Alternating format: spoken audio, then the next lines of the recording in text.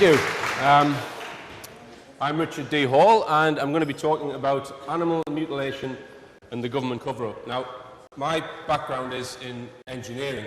I became a chartered electrical engineer in 1998. Over the last 3 years, I've been researching the UFO phenomenon and other related phenomena, including the animal mutilation phenomenon and the government cover-up. But before I go into it, I just want to make a general statement about the truth movement, because there are a group of people in this country who see the fact that our mainstream media are covering up the truth and are lying to us across the board. And I guess a lot of the people in this room, probably most of you, realise that. But I just want to point out that you're actually a very, very tiny, tiny minority of people. Because if you look at, say, Edge Media Television, the AV conferences, this conference, and all of the other truth conferences, there's probably only about, I would estimate, about 100,000 people who see through the media lies. It's not a big number in the UK, because there are 61 million people in the UK. And I just want to illustrate to you the mountain that I think we face in wiping out the mainstream media and basically getting the truth onto the agenda. That's a graph. It shows the 100,000 that I believe see through media lies and the 61 million people who don't. And the mainstream media are going to do their utmost to make sure that 100,000 stays where it is. So they're not going to help increasing that figure. And that figure has to increase to 1 million and 10 million, and then we will see, and only then will we see change. And the only way to get that figure up is by the internet and word of mouth. And it's down to us, basically. So when you go away from this conference, you know, join some of these new truth groups that are coming up on the internet. There's a lot of them springing up all over the place. Join your local truth group, get involved, get 10, 20, 30 of your friends involved, because that number's not going to grow with the help of the mainstream media. It's down to individuals, very important individuals, those 100,000 people, all of yourself included, because you've seen through the media lies. Okay. Animal mutilation and the government cover-up. Now, when I refer to the government cover-up, by government I don't mean the useless chocolate fire guards that sit on the green seats of Parliament. I mean people within DEFRA and people within MI5. That's what I'm talking about. The people who basically don't disappear when we get a new government. They're there all the time. And I just want you to bear in mind this statement when listening to my presentation today. It's something that was in the Sherlock Holmes books. When you remove the impossible, whatever remains, however improbable, must be the truth. So just bear that in mind when you're considering the information. Well, the first point I would like to deal with, what I'll do first is just ask the audience, has anybody seen my film Silent Killers that has been broadcast on Edge Media? Okay, so, and has anybody, how many of you are actually aware of what the animal mutilation phenomenon is? So maybe a half to two-thirds. Okay. Now I am going to show some pretty horrible graphic images of dead animals in this presentation. I mean, it's not too bad, but anyone who's sensitive to that kind of thing, if you walk out halfway through, you know, I'm not going to be offended. Okay, I'll just summarize what the phenomenon is. Throughout the world, including parts of the UK, since at least 1954, animals known to be in perfect physical health are found dead with very peculiar injuries on and inside their bodies. The nature of the injuries is surgical and cannot be explained by animal predation. This has been confirmed by pathologists. Although thousands of cases worldwide are known about, no human being has ever been seen, caught, or arrested for mutilation incidents. Bright orange or white spheres of light are sometimes witnessed in the areas where animals are found. So that's a summary of the phenomenon. Okay? Now, I just want to deal with the extraterrestrial aspect of this first and get it out of the way, because some people believe that these events are being carried out by extraterrestrials. Some people believe, they say, well, what a load of nonsense. Whichever camp you're in, it actually doesn't matter. The information I'm going to present to you is important to everyone, because without question, there is something extremely peculiar going on in this country with animals, and our government are covering it up. What the source of the problem is, nobody knows. Perhaps there are people within some of these secret government groups who do know, but nobody outside of those groups knows. So I don't want to get into an argument over whether it's an extraterrestrial phenomenon or not. That's not the point of this presentation, to convince you that that's what's doing this. It's to present the facts. Okay, two of the, I would say, the world's leading researchers in this phenomenon, Linda Moulton Howe on the right-hand side.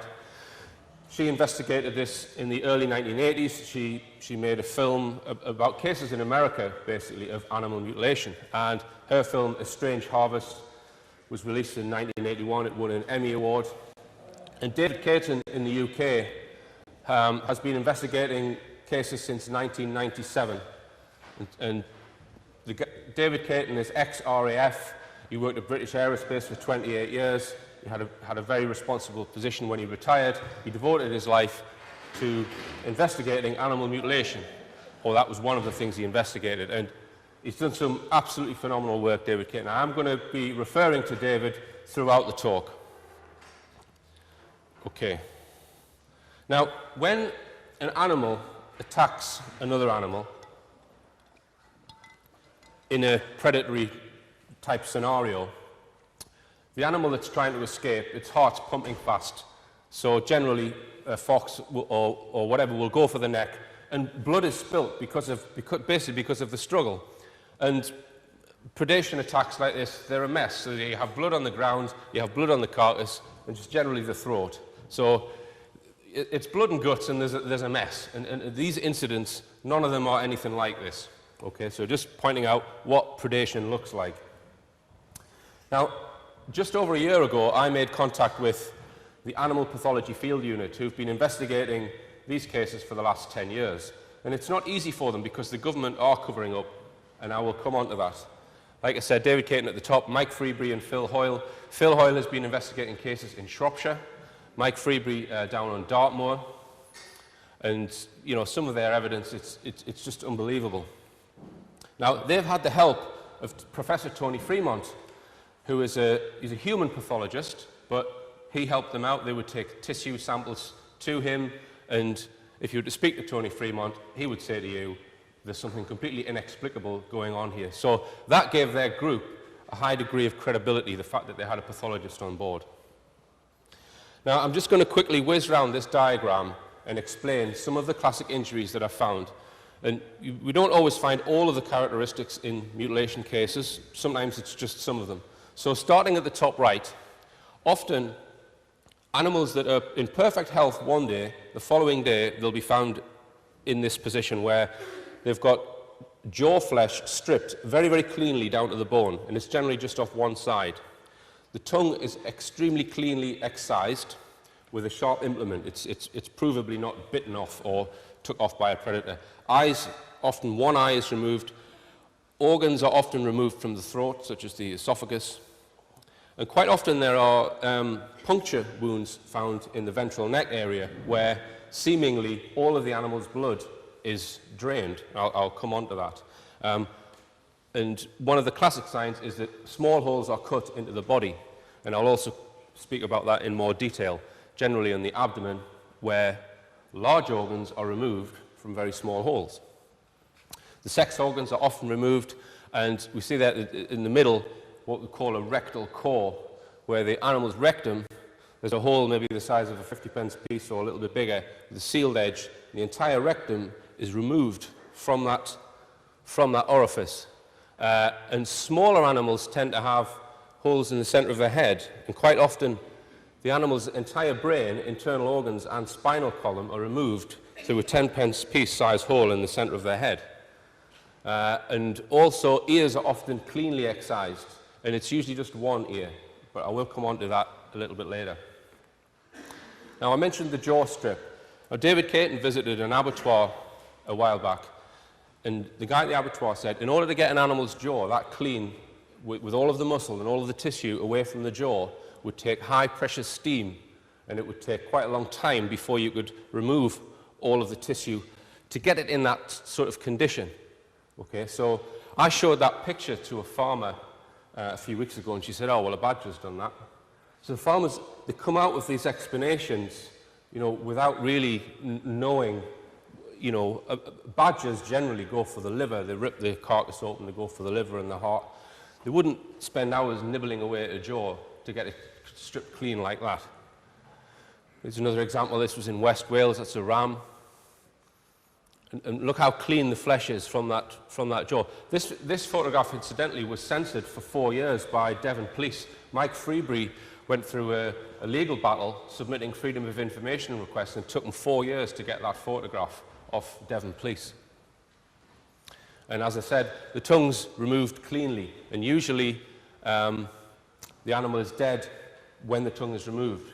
This is shown because there's no blood in the mouth. So the heart wasn't pumping when the tongue was cut off. And like I said before, neat-edged circular holes. Now these holes, they're sometimes circular, but they're quite often teardrop-shaped.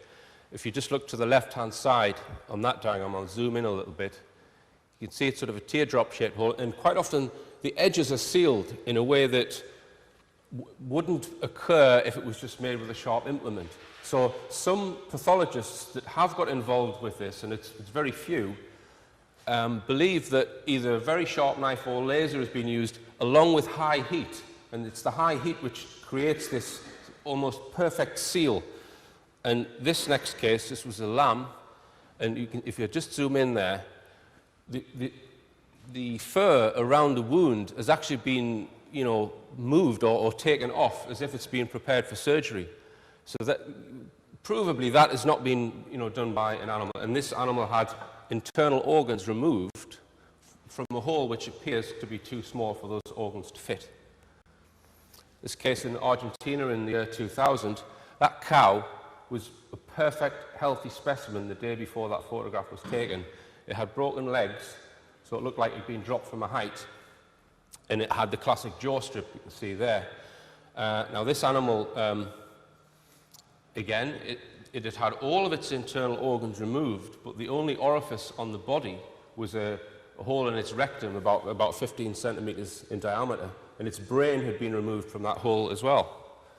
And the farmer telephoned the police and the sheriff, and a veterinary pathologist came along to cut the thing open, and they opened it up, and it was completely empty, with just a hole this size. And like I say, it was running around perfectly healthy the day before. And there we see the hole there. Not very pretty. Okay, and like I said, ears are often removed, cleanly excised, and quite often it's just the one ear. And the same with the jaw strip, quite often just one side. And in this particular case, an ear was removed, and as farmers do, they tag their animals with these tags which go through the ear. Whatever had done it had no need for the tag, so they just left that on the ground. But the carcass was there with no ear. And as I mentioned before, holes in the ventral neck area where, on occasion, all of the animal's blood is removed. Now, when an animal dies, if it's got a wound, it will pump out about 60% of its blood before its cardiovascular system collapses and it dies. So there's always blood left in the body. But some of these bodies, they have no blood left in them. There's no blood on the grass, there's no blood on the carcass, no blood in the carcass. So some kind of technology has to have been applied in order to remove all that blood. The heart isn't capable of pumping it out. Okay. So here are some of the characteristics. There's never any traces of blood on the ground, never any tracks or footprints near or around these cases. Often they're in remote, inhospitable locations. And as I said, lights are sometimes witnessed. Now, helicopters are also sometimes witnessed. So people pass this off, they say, well, the lights were helicopters, okay? And on many occasions, they probably are helicopters, but you might say, well, are the helicopters chasing the orbs, or are the helicopters tidying up after whatever is doing this? So it's not necessarily the military people in the helicopters that are carrying out these attacks. And occasionally, Phil Hoyle in particular has found ground markings near locations of where mutilations have taken place. I've got some photographs. This one, it's about 6 meters in diameter, so about 1 foot wide. I'll just zoom in on it there. And apparently, the grass doesn't grow for years and years afterwards. It becomes very baked. Okay. Now, and again, it's not just farm animals. Tony Dodd, who's he passed away last year. He wrote this book, and he was a police sergeant in North Yorkshire, and he was interested in the UFO phenomenon, and he became sort of a, if anyone had a mutilation case, it would get sent to Tony Dodd. So he had many, many cases in Yorkshire, and he said that he would sometimes, there would be a field where there would be a fox, a badger, and a sheep, all mutilated. So there's no kind of relationship between the animals. It wasn't just sheep. So sometimes it was wild animals as well, and occasionally domestic animals. It's a worldwide phenomenon. There have been cases in Argentina, a lot in America and Scandinavia. And this is the one thing that intrigues me the most, and that is the fact that they are very, very covert in nature. Nobody has ever been witnessed, ever been arrested, shot with a shotgun, seen running away, ever. And there are thousands of instances of this kind. No one's ever been caught. We'll come on to that. And there are hotspots of activity. It's not happening everywhere. There's a hotspot which is just west of Shrewsbury. There's a hotspot on Dartmoor, and in the past there's been hotspots in the Whitby and Scarborough area. Okay, just going to have a little look at this clip from my film Silent Killers. David Clayton here is talking about a case on the Severn Estuary. Now what's interesting about this case is the field. There were 16 sheep mutilated, 40 injured, and the field, one side of it was backed onto the Severn Estuary, the other side was a railway line, and the other two sides were adjacent fields. So there was no either access by road or foot. It was a very inaccessible field, and it was apparently it was pouring down with rain. Even the farmer said he wouldn't have liked to have been out on that evening. So it's about a 4-minute clip. There's reports initially of 40 injured animals, 16 dead. This happened on... And the location is on the Severn Estuary,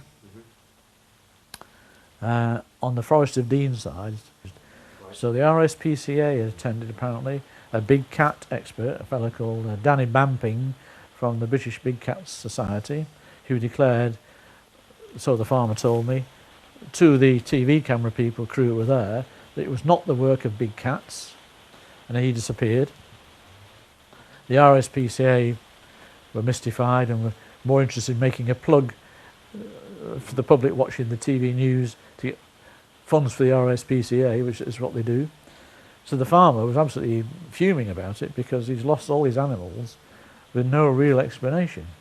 So the CID came back in, we happened to meet two of them, and a vet from a practice in Chepstow, a lady called Jane Glover Hill, appeared, armed with a big knife, to detach the heads of 4 of the animals and take a whole one, which I helped her in the car boot with, back to the veterinary practice to conduct some radiography on the heads to look for evidence of lead shot.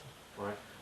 And was there any evidence of lead shot? No, absolutely none at all.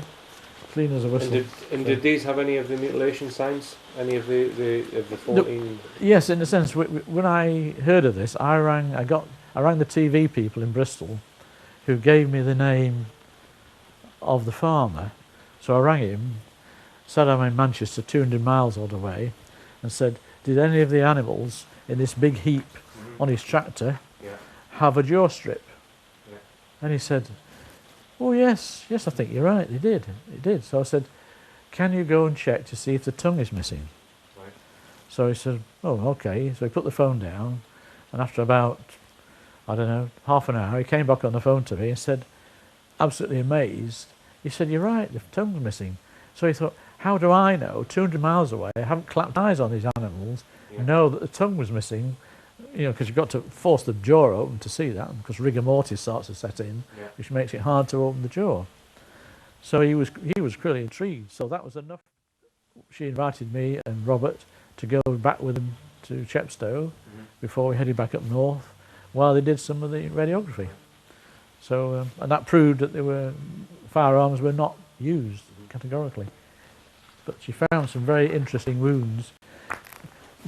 This photograph with the head detached, Jane Glover Hill discovered, with dissection I guess eventually, that these 2 holes were in the side of the head, a bit similar to the lamb from Shropshire, but deeper, within the bigger hole, and she found they seemed to line up, and she actually passed an implement through from one side to the other, which was a knitting needle actually, which she suggested a clamping device had been forcibly, and a lot of force, she said, would have been applied to press these two appeared to be blind holes, but diametrically opposite each side of the head. And then this had missed the top of the brain that came out the other side. But that clearly was not done by a bullet. The main thrust of it was to eliminate firearms. And that's really all they were interested in doing. That was the veterinary practices brief, to eliminate the firearms. And once that was done, the police lost interest. The case was closed. So nobody had any answer to it, basically. Okay, and that's quite often what happens in these cases. You know, the police aren't interested. As long as there's no firearms used, they go away.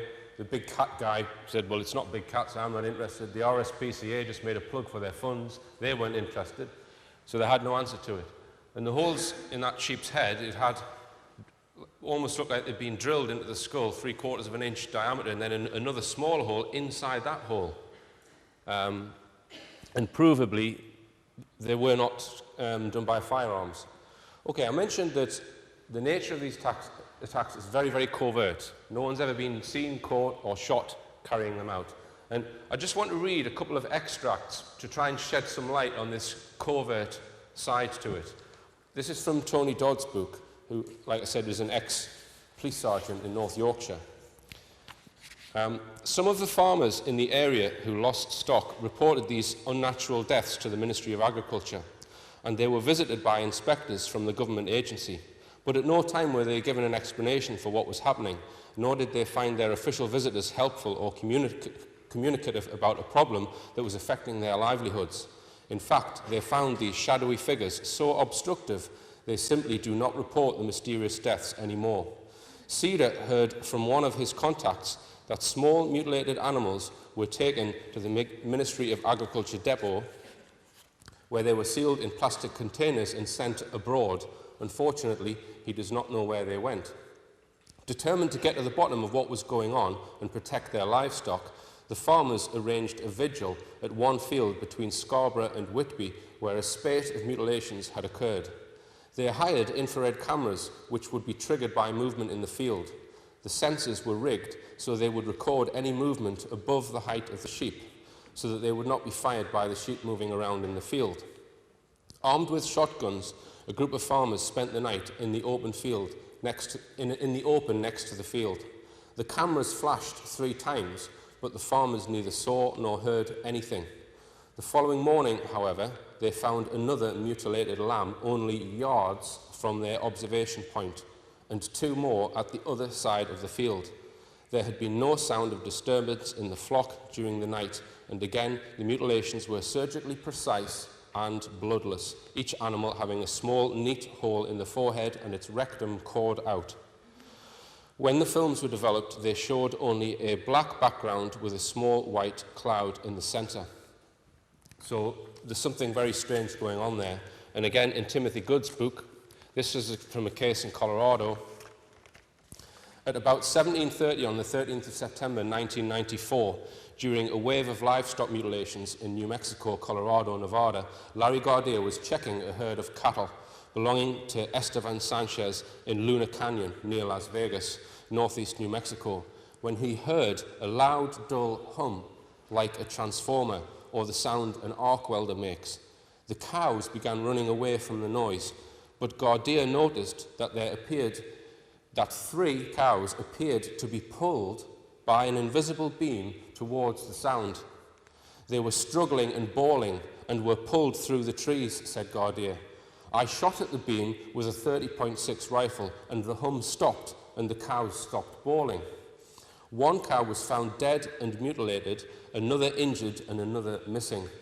Frightened, Gardia returned to the ranch house and reported the incident to the Sheriff's Department. Greg Lumbach, Mora County Sheriff's deputy, accompanied Gardia to the area where the incident occurred and examined the dead cow. Its jaw appeared to be skinned on the right side, and its tongue, anus, and reproductive organs had been removed.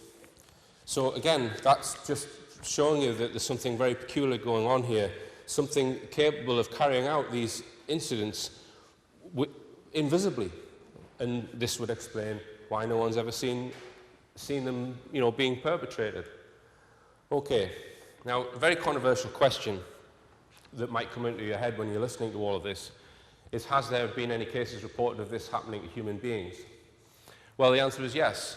In 1988, there was a case came to light, and the photographs I'm going to show you are a little bit gory. They're of a man who has a jaw strip, and he has some of the small holes in his body through which organs were removed. These are police photographs, and I do have a report that accompanies them if anyone wants to come and have a read of it. I'll just whiz through them.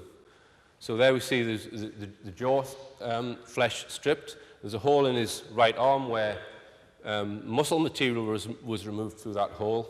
There's a hole in the side of his head here where his brain was removed.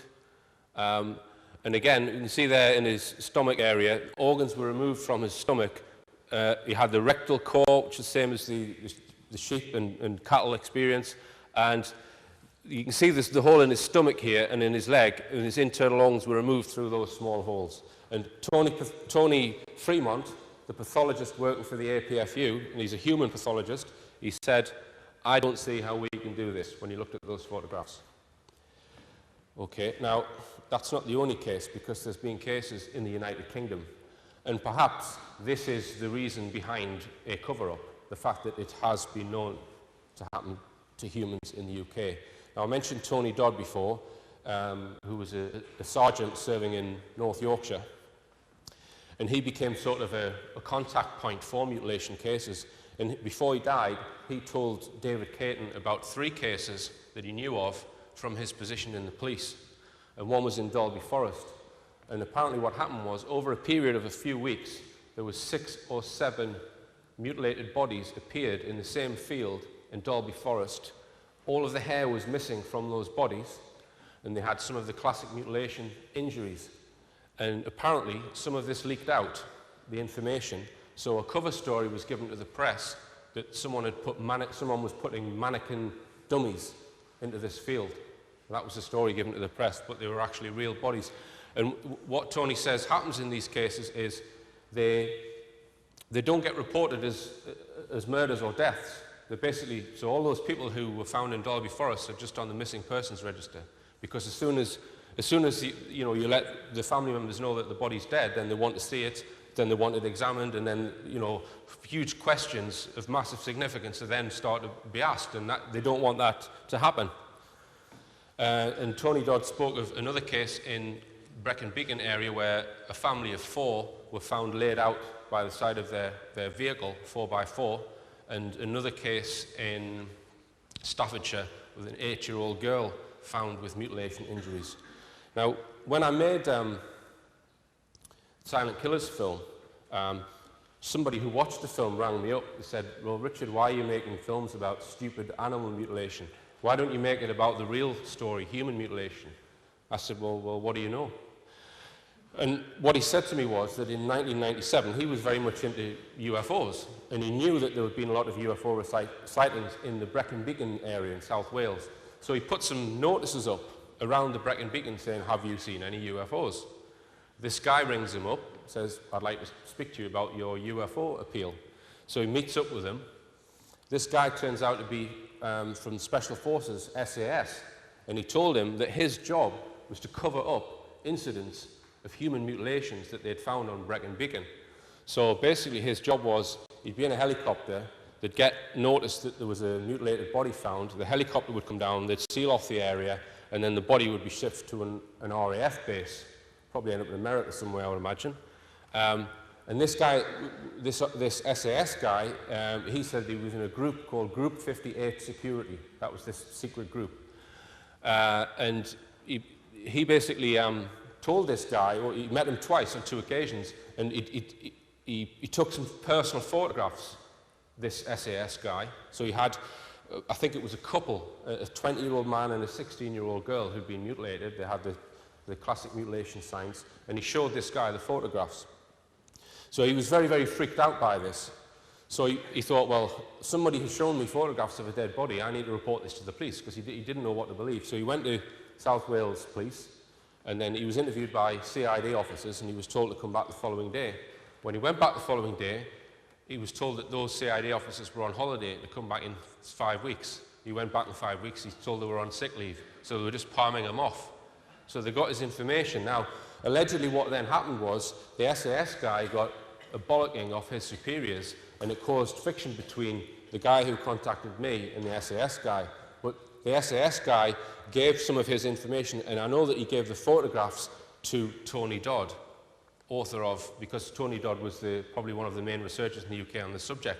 Now, I've tried to get, well, firstly, the guy who contacted me, I've tried to get him to go on camera about 3 times, and he's agreed to an interview, and then he's lost his bottle at the last minute each time. I even went all the way down to Wales to interview him, and then he lost his bottle again. You know, that was a wasted journey. So, but Tony Dodd had these images of these mutilated bodies from Brecon Beacon, but we contacted his wife, and she said that she threw all of his research material out when he died. So it was like, you know, we really wanted to get those images. Anyway, so, you know, that's pretty scary stuff, and possibly points to why there is a cover-up over this particular issue. And I'm going to present quite a lot of evidence that A, the government know all about this, and B, that they're trying to hide it from us. Now, the only actual statement from government that we know of ever on this subject was in 1998, because BBC Manchester were doing a piece on it, and so therefore, you know, BBC Manchester got in touch with the government, and they've obviously thought, well, we've got to say something if the BBC were involved. And all they said was, the series of animal mutilations have been very distressing for the farmers involved, and the majority of these incidents have been reported to the police as very serious offences and are being dealt with them at present. As a result, it is not for the Ministry of Agriculture to pass comment on these incidents, as they are being handled by the relevant authorities. Now, after that point in time, there's been both media blackout and government blackout. No one's ever spoken about it publicly. But the incidents have continued right through, you know, from the 90s onwards to now. They're still happening now. And I mentioned Professor Tony Fremont, the pathologist that was helping these 3 guys who were doing the research. And he received letters from a chap called Kevin McClure. Now, I don't want to go into ufology too much, but there's a guy in ufology called Andy Roberts. Now, Andy Roberts basically is a UFO skeptic, and he writes books about, he basically tries to debunk what I would consider very tight, watertight UFO cases, and I believe that he's steered somehow by the intelligence agencies to do this, that that's a job, although I can't prove that. Now, a very close friend of his is Kevin McClure, and he wrote 2 letters to Tony Fremont, basically trying to scare him off to stop doing this research for the APFU. And he says here that I would be grateful to know whether the University of Manchester is aware that your work is being used to argue for the reality of extraterrestrial intelligent entities which abduct animals, mutilate them, then return them to the fields where they were found. And then he goes on basically point after point trying to scare Fremont off from doing this research. Because obviously this is what perturbs the authorities, that if they've got a pathologist on their side, without him, you know, the group can just be passed off as a bunch of quacks. So this is why I don't believe that letter was just from, you know, Kevin McClure, a member of the public. I think he's been put up to write that letter. Okay, and David Caton, in order to, because it's quite difficult to find new cases of these animals, so David Caton used to advertise in the farming media, and he'd put adverts listing the injuries. Has anyone seen animals with these particular injuries? And he got a phone call from a woman from the Ministry of Agriculture saying, Mr. Caton, you have no right to perform unofficial scientific experiments on animals that don't belong to you, etc., etc., etc. And David Caton countered that by saying, well, if a farmer owns an animal and it dies in suspicious circumstances, then it's up to him what he does with it and tries to find out what's going on. So there was a bit of a tit for tat there. Now, there was a case in Northampton, I think this was in 97 or 98, where a farmer discovered 2 of his sheep mutilated. They had rectal cores. I'm not sure what other injuries, but he was very bothered by it. So he put the 2 sheep in the shed. He then went away on business. The following day, two guys in suits came to his farm and they said to the farmhand, right, we've come to take the sheep away. So the farmhand thought that the farmer had arranged this. So he let them, and apparently they put these two sheep, these mutilated sheep, into the back of a BMW and off they went. The farmer came back to the farm and said, where's the sheep? And the farmhand, he said, well, the Ministry of Agriculture have taken them away. I thought, at your request. He says, no, I didn't. And there was only 4 people who knew about those sheep. The farmer, the farmer's wife, the farmhand and the gamekeeper. Nobody else knew. So those government officials knew that those sheep had been mutilated to take them away. They hadn't told anyone. So it just so happened that the gamekeeper, his brother, is a chief inspector. So he got his brother, he says, well, why don't you get your brother to ring the Ministry of Agriculture and try and get these sheep back? So he rang them. Initially, they denied all knowledge of it. And then he said, well, okay, as far as I'm concerned, this is a criminal case because your government officials have stolen this farmer's sheep, and I'm prepared to take this to court if you don't return those sheep. So then someone else came on the phone and said to him, if you pursue this case as a criminal case, you will be hearing from your superiors. And that's what happened. So someone in the Ministry of Agriculture had the power to get a chief inspector warned off the case by his superiors. And there was another case several months after that case where a guy had 3 horses. One of them disappeared completely. The other one had the classic mutilation signs. I think it had a jaw strip and a rectal core. So he rang the vet, because the third horse that survived was like completely spooked. It was stressed. So he rang the vet, but the vet didn't come out. 2 officials from the Ministry of Agriculture came out, a man and a woman, with a big van, and they started winching up the dead horse into the back of the van. He says, well, what are you doing with my horse? You haven't even examined it to see what's happened. And apparently the woman said, this has nothing to do with you, it's government business. You will be compensated.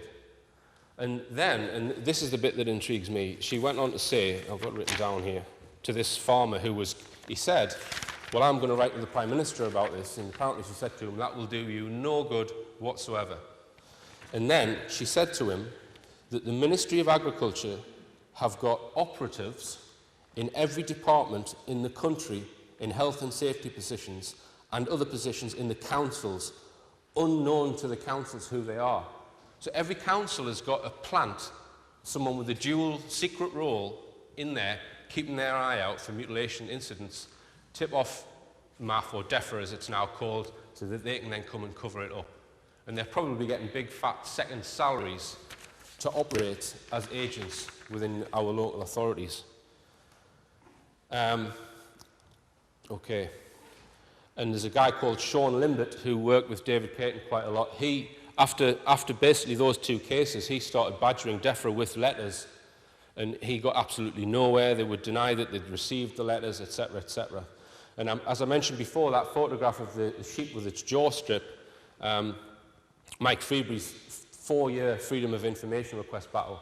And another case which happened with Mike Freebury, where he had a mutilated sheep in his car, and he wanted to get a post-mortem done, and he paid for a vet to do a post-mortem on this sheep. Didn't tell anyone. And then basically what happened was they telephoned the vet to ask about the sheep, and he couldn't understand how they'd got his... he couldn't understand how they'd managed to find the identity of the vet. And the only thing he could come up with is that they must have accessed his mobile phone records, because he telephoned this vet. So they were surveilling him, presumably.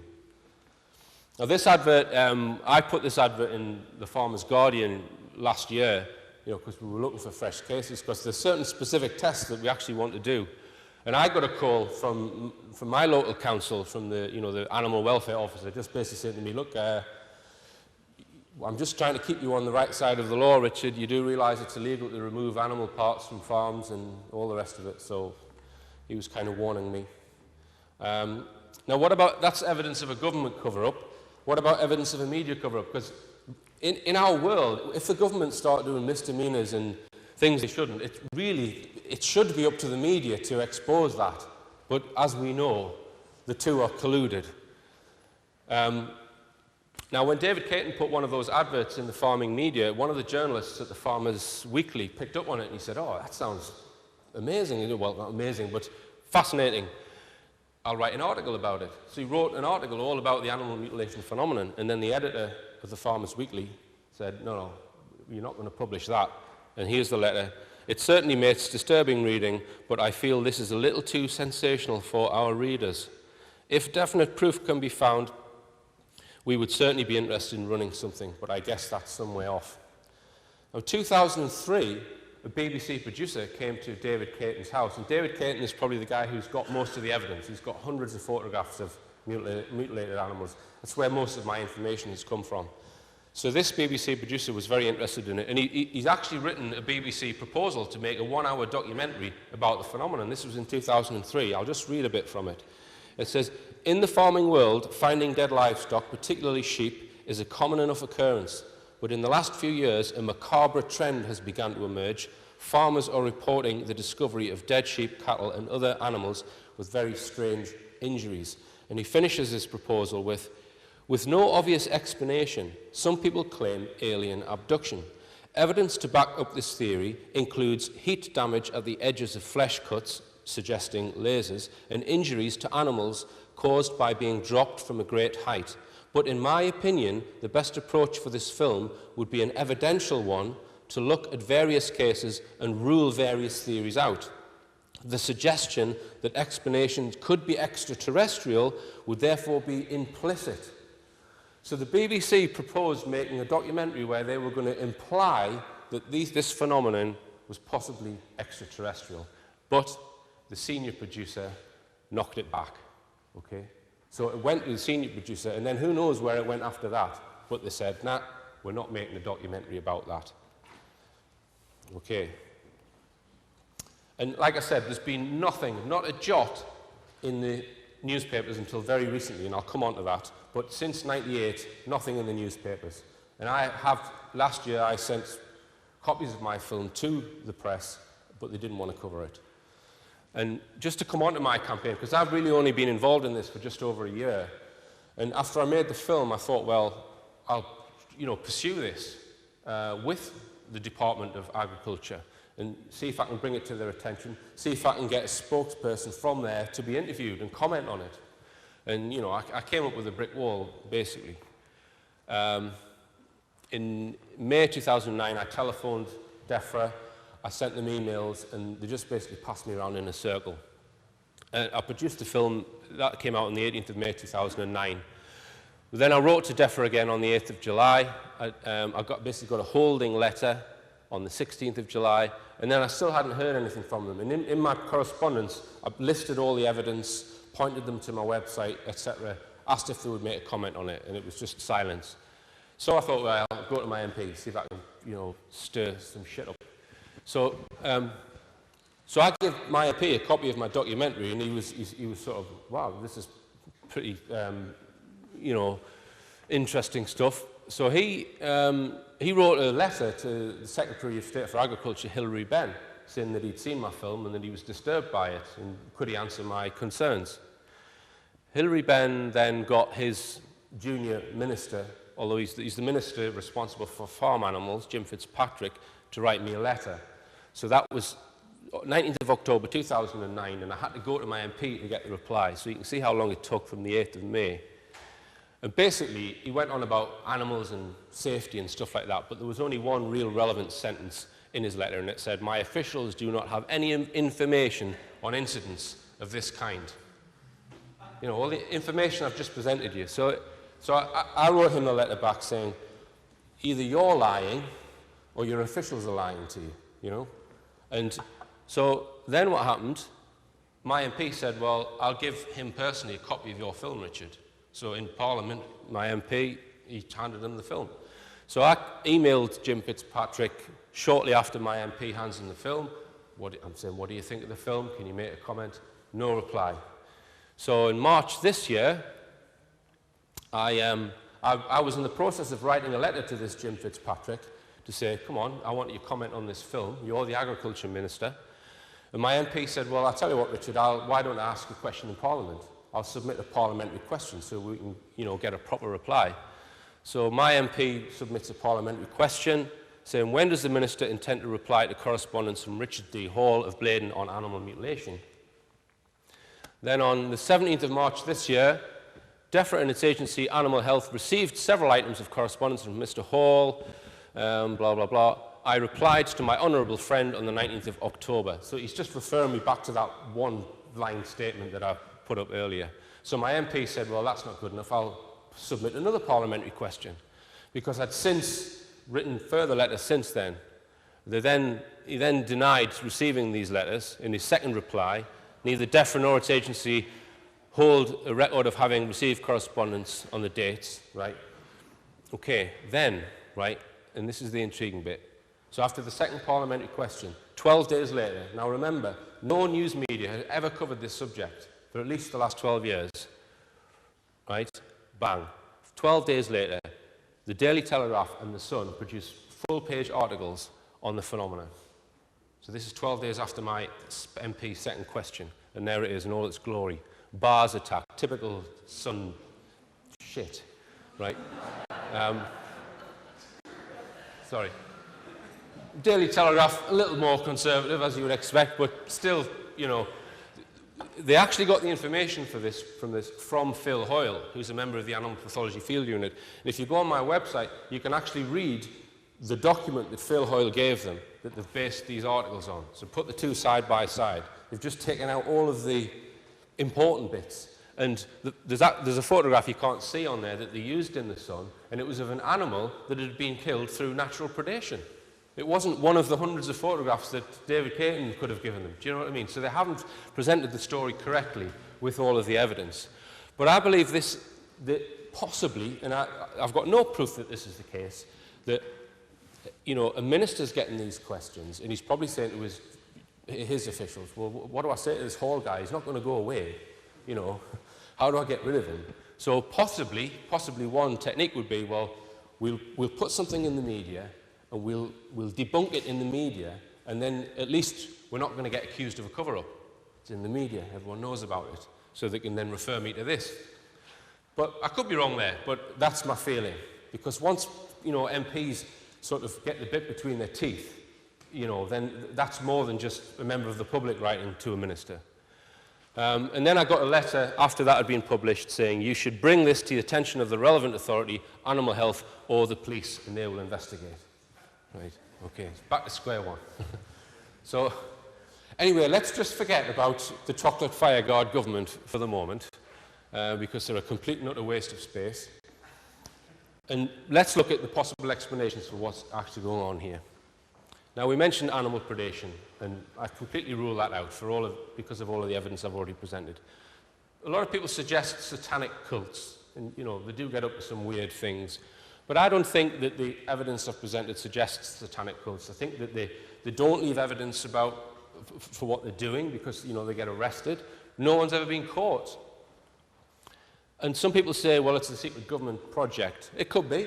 I'm open to that idea, that it's perhaps a pharmaceutical company using these animals for some sort of secret research, the military maybe. Maybe they're sampling the environment or something like that. Quite possible, but I would refer you back to the covert nature of these attacks. If it is this, then they've got some damn sophisticated technology. And on balance, I would say they haven't got that technology. Okay? And we need to bear in mind that there may be more than one project. Okay? There might be people trying to copy what's going on. There might be more than one motive for these attacks. But I'm going to give you my preferred theory on what is going on. Okay? Now, this is, again, there's no proof of this, but this is because it explains all of the evidence, and I'll point out why. And that is that the animals are being used as incubators for antibodies or other biological agents. And this, for me, it explains all of the evidence, and I'll explain why. In 1899, a scientist called Metchnikoff, he took infected mouse cells from the lymph gland, and he injected them into guinea pigs. The guinea pigs grew antibodies, and then he injected those antibodies back into the mice. So he cured the mice, so the mice weren't capable of growing those antibodies. So he used a guinea pig. So he used one species to create antibodies for another. And there are many, many cases in medical science of this. For example, you know, vaccines, we often use like, monkey's liver or kidneys to make vaccines with. It's amazing, but they do. The H1N1 vaccine is made inside a chicken's egg. So they're using the physiology of a chicken to make the thing that we need as a vaccine. And there's a thing called anti-thymocyte globulin, which is used in acute rejection of organ transplant, which is derived from horses or rabbits. So there are many cases where you can use one animal to grow something that another animal needs. And I think that's possibly what's happening in these cases. Now, I'm going to put it all together because how does this explain the jaw strip and the tongue removal? What I think is happening is they've got an animal that they want to grow something inside. They inject that animal with whatever agent it is, virus, whatever. They then tag that animal because at some point in the future they then need to find that animal after it's grown the relevant antibodies. So they tag it, and they tag it in the jaw with an implant or in the ear. They then leave the thing. 3 months, 6 months. Later on, they then use the tracking device to find that animal. They then kill the animal. They then cut the tongue off, and then use the tissue of the tongue to test to see if it's got what they want. And then when you go to the doctors, the first thing they say is, put your tongue out, I want to see how well you are. So it's a means of testing. So they test the tongue, they say, yep, it's got what we want. They exsanguinate the blood and take the organs that they want. And the last thing they do before they leave, they strip the jaw off to remove the implant, or the ear, depending on whether the implant is in the jaw or the ear. It's because they don't want to leave any evidence of this advanced tracking device. And then they just leave the carcass there because they know no one will figure it out.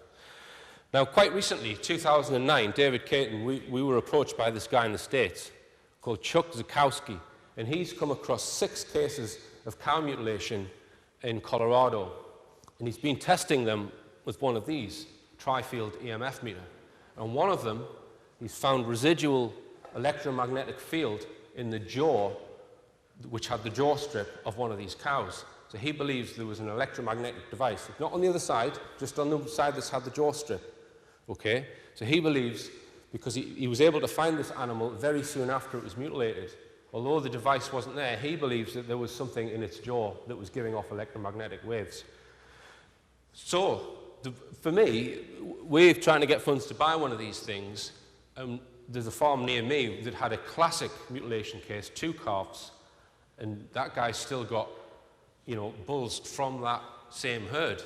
So I want to take this and go and test all of those animals to see if I can find an actual tracking device. That's part of the next phase, if you like. And if we can find that, then it would prove the theory. And it is just a theory. I'm not saying this is what's definitely happening. I'm saying it kind of explains the evidence. Now, I mentioned before that there were hotspots of animal mutilation activity, and one of them is an area west of Shrewsbury, Radnor Forest, and Phil Hoyle has spent many years. He actually, goes out at night and he sets his cameras up and he's filmed orbs in these locations making very, very strange movements, etc. And also he's found many, many mutilated sheep from farmers that basically, Phil went around over 100 farms giving them information packs, and then they would ring them up whenever they get a case. But what I find interesting is that it's near Brecon Beacon, where one of Tony Dodd's case of human mutilation was, and so the guy who rang me after the documentary. And then what I find even more intriguing, down here in the bottom left-hand corner is a place called St. Bride's Bay.